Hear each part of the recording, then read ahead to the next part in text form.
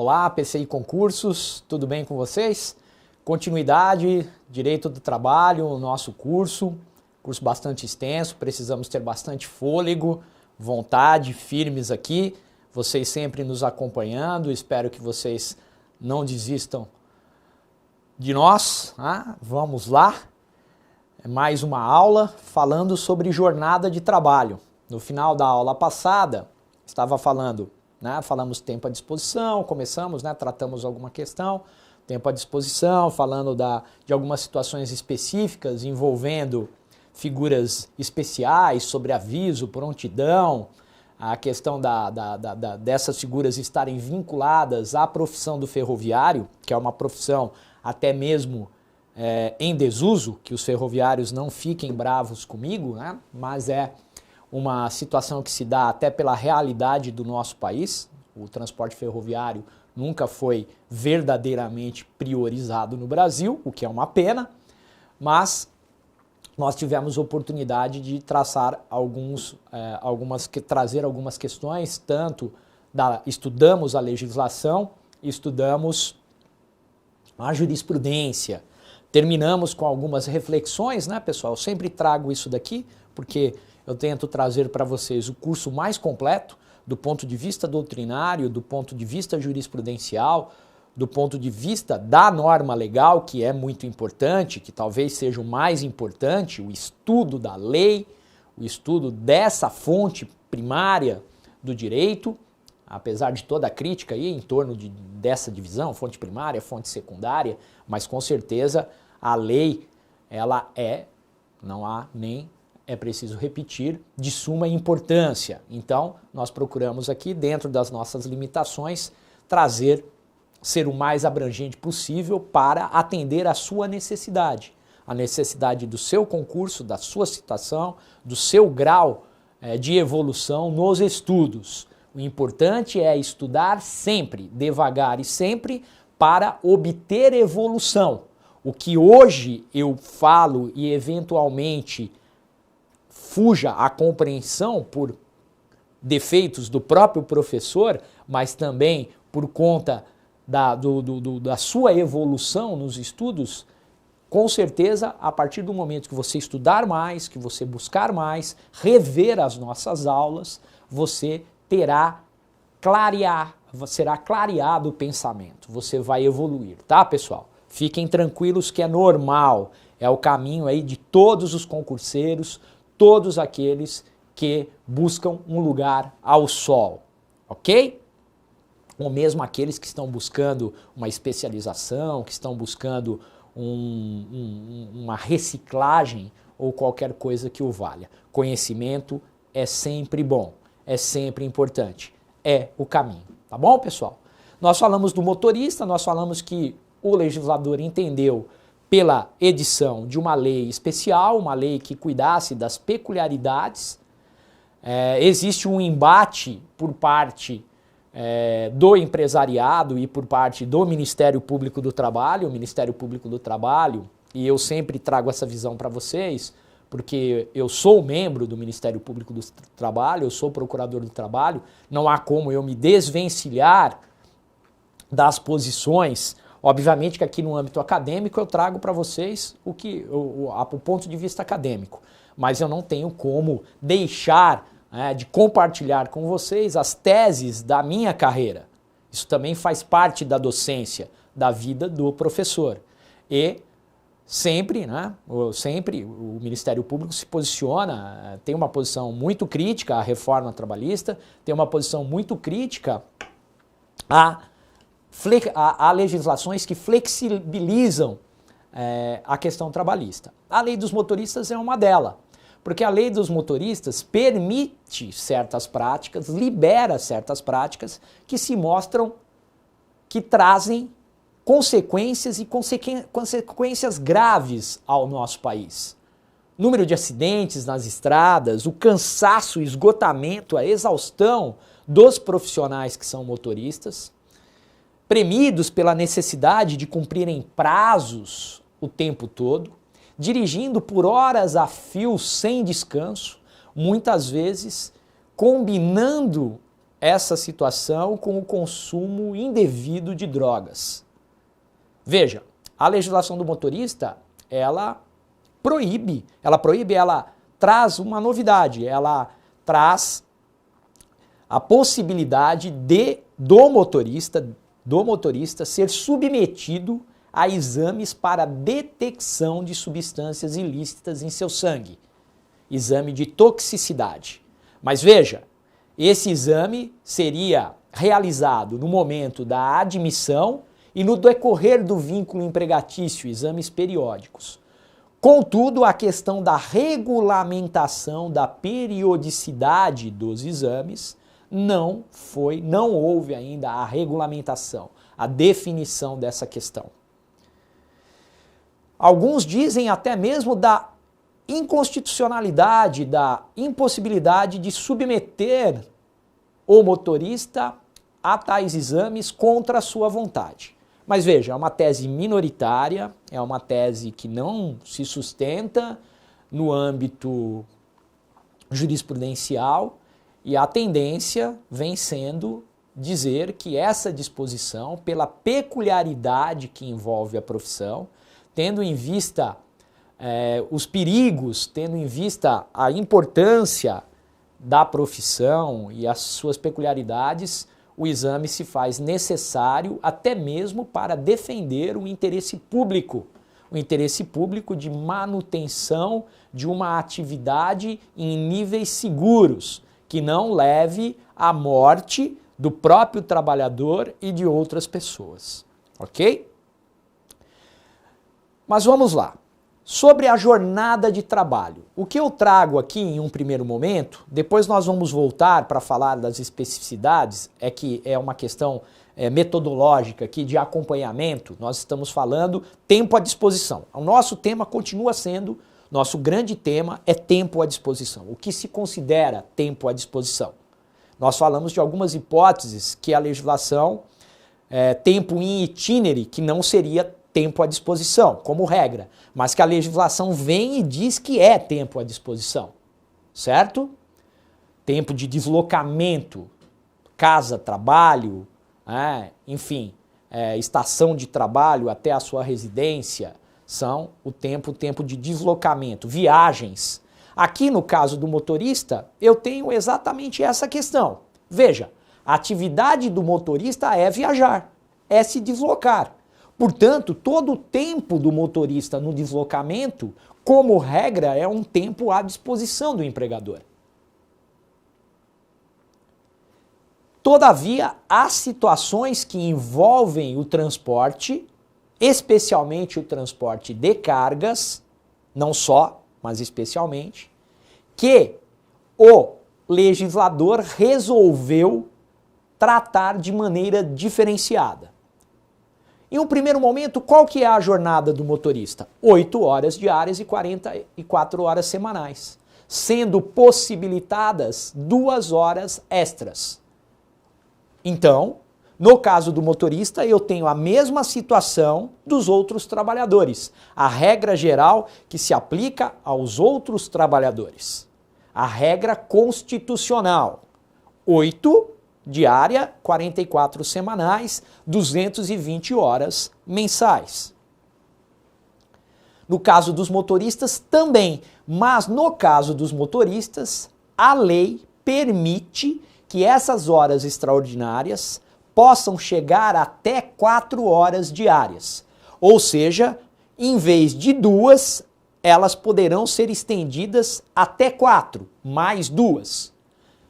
Para que isso ocorra, se faz obrigatório o instrumento negocial coletivo, o acordo coletivo de trabalho ou a convenção coletiva de trabalho. Ok? Ah, professor, e as 2 primeiras horas, de 8 até 10, não precisa de instrumento negocial coletivo para nenhum trabalhador. O próprio contrato individual de trabalho, o acordo individual é válido. Pode-se fazer até 10 horas diárias de trabalho, 8 normal e 2 extras. Mas no caso dos motoristas, além dessas 2, eu posso mais 2, desde que haja aí, para que chegue a 4, para que se acresçam mais 2 na jornada diária, necessário o acordo ou a convenção coletiva de trabalho. Tudo bem, pessoal? Gravado? Ok? Firmes aí, operantes? Então vamos. Existe uma figura chamada, na lei dos motoristas, chamada tempo de espera. O que é o tempo de espera? É aquele tempo que o motorista aguarda para o desembaraço aduaneiro, para satisfazer exigências de postos de fiscalização nas estradas, para embarcar e desembarcar mercadorias. Muitas vezes, e quem é motorista, tem parentes motoristas, sabe, longas horas de espera são necessárias para que essas atividades ocorram, para que esses episódios se desenrolem, se desenvolvam, tenham seu término. Então, esse tempo é considerado tempo de espera. Veja, o motorista está à disposição do empregador. Ele tem que ficar junto à carga, cuidando, zelando pelo patrimônio do empregador, pelo veículo, pela própria carga. Acompanhar essas atividades. Não é ele que embarca, não é ele que desembarca. Não é ele que faz o desembaraço aduaneiro. São terceiros. Ele chega no local de destino, determinada empresa, num porto, em qualquer lugar, faz o desembarque, faz um embarque. Tem uma barreira alfandegária na estrada. Ele para, desce, tem que pegar o carimbo, apresentar a nota, ter a autorização da autoridade administrativa competente ou policial para que ele prossiga em sua viagem, principalmente as viagens longas. Neste caso, esse tempo é tempo de espera, ok? É um tempo à disposição, mas ele não é considerado como hora extraordinária. Gravem isso. Tempo de espera não é igual à hora extraordinária. A hora extraordinária é pago um percentual de 50% no mínimo a mais que a hora normal. E a natureza da hora extraordinária é salarial. No tempo de espera, a natureza é indenizatória e o percentual é de 30% sobre a hora normal. Ok? Vejam no quadro. É o artigo 235 da CLT, ele foi acrescentado pela lei dos motoristas, tá? Do 235A, agora me falhou a memória, FGH, não sei ao certo, mas me perdoem, é só acompanharem aí com a sua CLT aberta. 235C da CLT, esse capítulo aqui não vai ser alterado pela reforma trabalhista também, né? Só bastava isso, né? Já foram 2 leis do motorista, uma em 2012 e veio outra em 2015, né? Falei isso a vocês. Então, vejam, o caput traz exatamente a possibilidade de 4 horas extraordinárias por dia, certo? Só que aí eu tenho que ter convenção ou acordo. E o parágrafo 8º do 235C e parágrafo 9º tratarão da hora de espera. Foi aquilo que eu falei. Aguarda-se a carga, a descarga do veículo. Nas dependências do embarcador, do destinatário, e também o período gasto com a fiscalização, certo? Barreiras fiscais ou alfandegárias, não sendo computados como jornada de trabalho e nem como horas extraordinárias, certo? Opa, subi a serra aqui, tá? Não sendo jornada de trabalho nem como horas extraordinárias. Veja, aqui eu até vou fazer uma correção, né?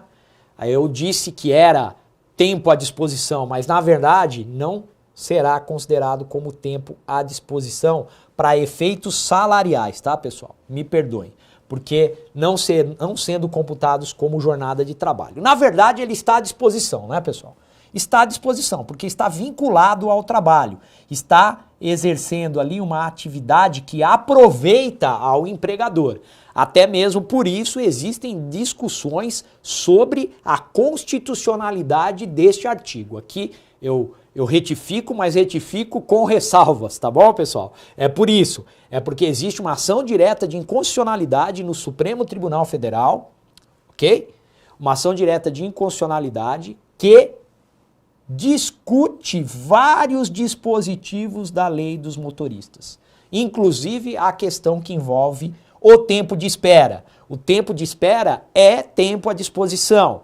Não poderia deixar de ser computado na jornada de trabalho, ok? Mas, até que a constitucionalidade seja analisada pelo Supremo Tribunal Federal em sede de controle concentrado de constitucionalidade, vale o parágrafo 8º. Tanto que não computa, não tem caráter salarial e não considera hora extra, que elas serão indenizadas. E será 30% do salário hora normal. Tudo bem, pessoal? Continue comigo aqui. Ah, vamos lá.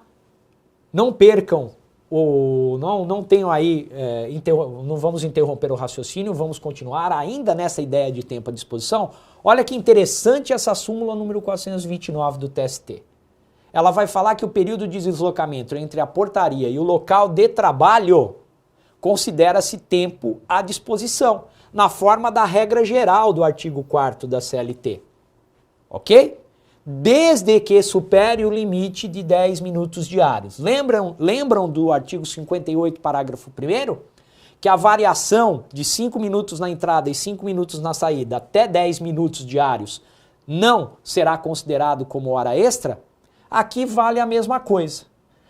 Mas veja, se esse deslocamento entre a portaria da empresa e o local do trabalho exceder 10 minutos, nós teremos aqui tempo à disposição, computado na jornada de trabalho, natureza salarial. Se extrapolar a jornada normal, será pago como hora extra, como tempo extra. Ok, pessoal? Ah, professor, mas que loucura é essa? Da portaria da empresa até o local de trabalho demora mais de 10 minutos? Sim. Quem aqui conhece o ABCD, conhece as empresas automobilísticas, conhecem a General Motors, ali em Santo André, você, de uma ponta a outra, eu não sei ao certo, mas dá quilômetros.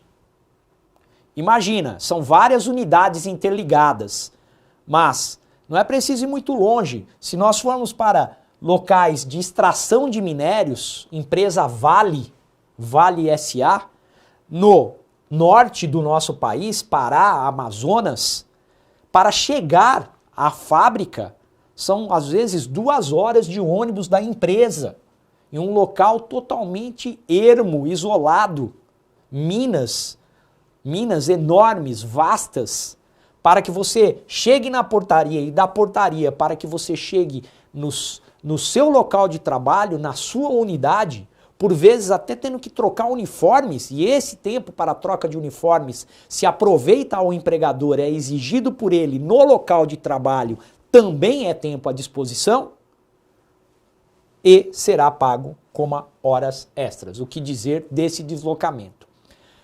Aqui já é tradição do nosso curso de Direito do Trabalho. Quando estiver em vermelho, reforma.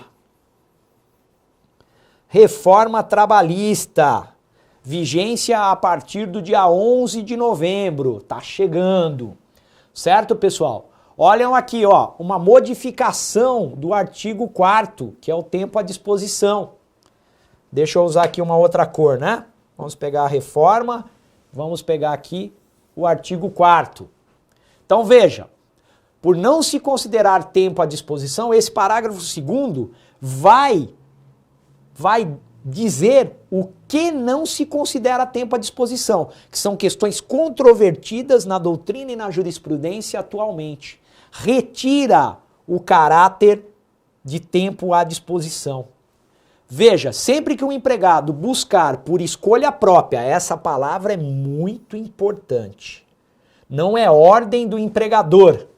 Ele escolhe buscar proteção pessoal em caso de insegurança nas vias públicas ou más condições climáticas, bem como permanece ou entra nas dependências da empresa para exercer atividades particulares, entre outras, rol exemplificativo. O que seriam atividades particulares?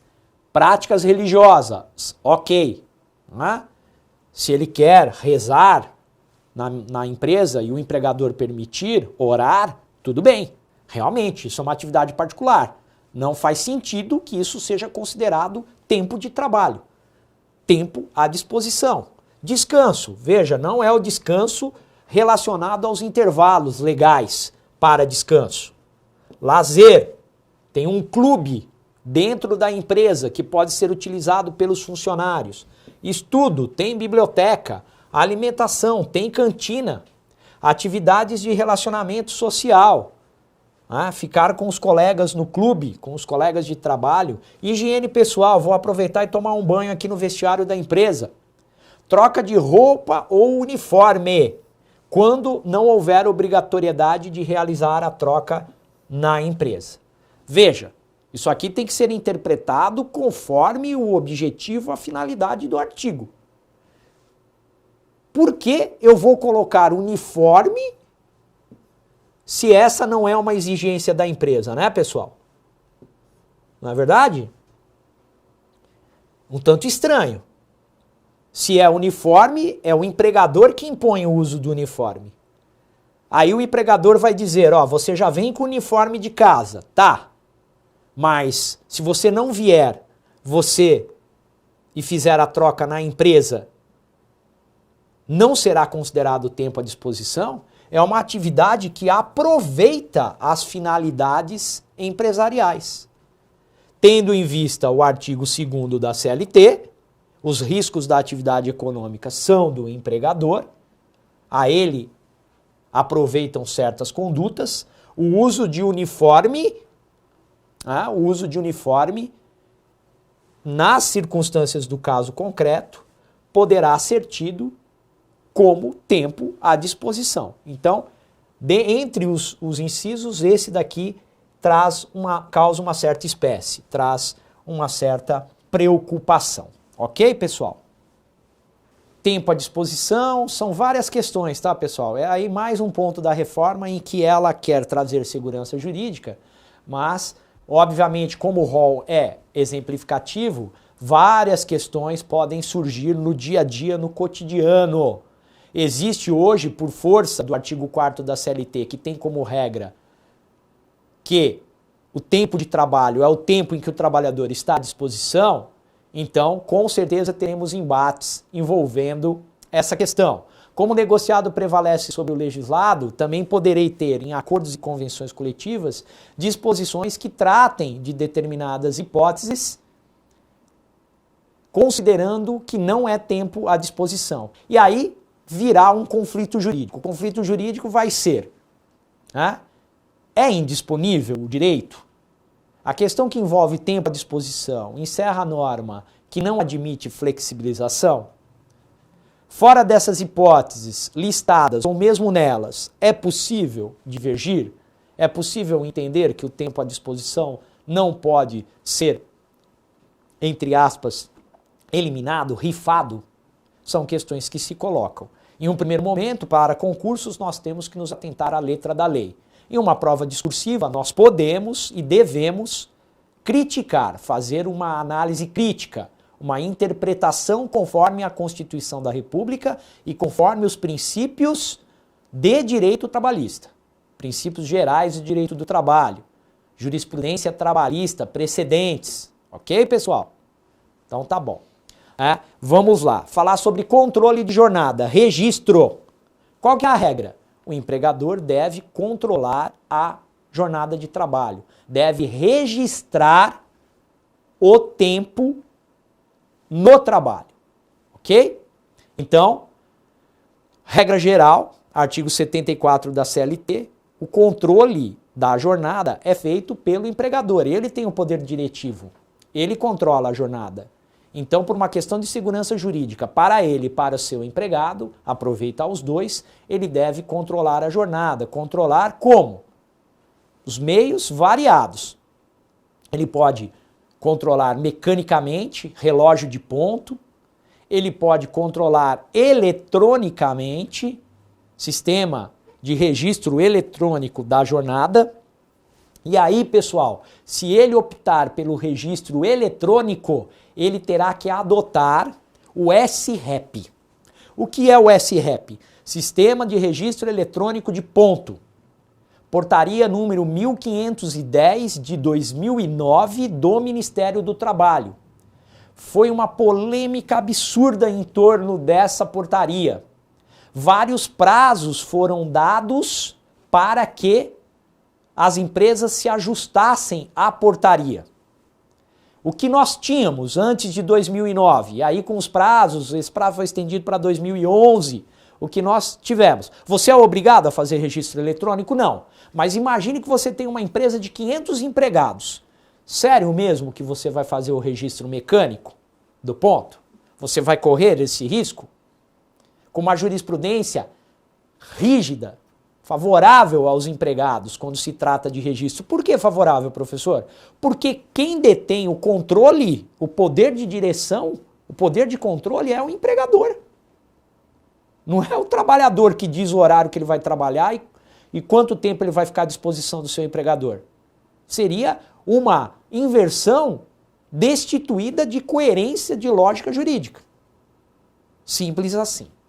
Ok? Então, vejam, o SREP é essa necessidade. Se optar pelo registro eletrônico, vai ter que adquirir equipamentos certificados. Certificação que é acompanhada pelo Ministério do Trabalho, que é fiscalizada pelos auditores fiscais do trabalho. Mas o que é o SREP, professor? É um sistema que impede burla, que impede fraude. O que tínhamos antes de 2009, infelizmente, um número grande de fraudes no controle eletrônico de jornada. Como? Simplesmente fraudando. Sistemas eletrônicos de ponto em que o gerente, o diretor, o superintendente tem a senha, no final do mês, do dia, da semana, ele entra no sistema, apaga os registros, altera os registros. Por sinal, isso pode caracterizar, eventualmente, o crime do artigo 203 do Código Penal, frustração de direitos trabalhistas. No Brasil, nós não temos uma jurisprudência significativa em torno dos crimes contra a organização do trabalho. Contra os crimes, contra esse crime em relação ao 203. Pode pesquisar, você não vai achar.